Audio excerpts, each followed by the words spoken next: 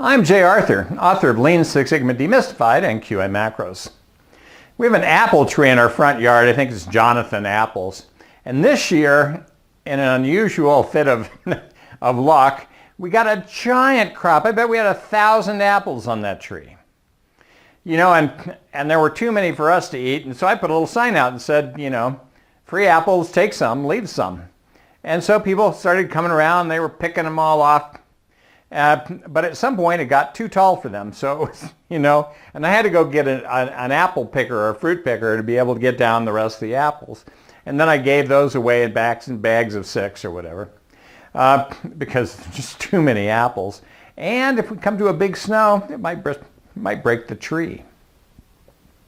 So one of the things you notice about that is people got to the low-hanging fruit pretty easily.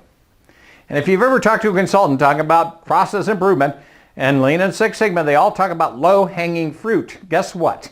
The low-hanging fruit has all been picked. It has all been picked. That's why I talk about what I call invisible low-hanging fruit. So buried in your data, you know, about mistakes, errors, waste, rework, lost profit, there's things that say, well, on such and such a date, in such and such a location, or on such and such a machine, we had a certain amount of scrap or patient falls or whatever the heck it is, right? When you have the when, the where, and the what of each event, the raw data, I call this raw data. I want you to go on a raw data diet. All this other stuff that's all summarized is not going to help you. It's like processed food. It's not going to be as good for you as fresh food. All right, now, here's what happens is in that data, and you don't need a gazillion records to do this. Right? Within the sample, there's going to be Pareto patterns. Right? So you don't need all the data on the planet. You don't need big data because small data will help you find ways to pinpoint and fix whatever's bugging your company. All right, so this is a different approach to things than we have had, right?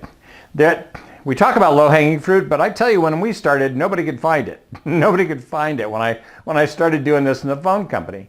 And it was only when I started looking into this raw data and analyzing that and using pivot tables and control charts and Pareto charts, I could narrow down and figure out exactly where things were going wrong.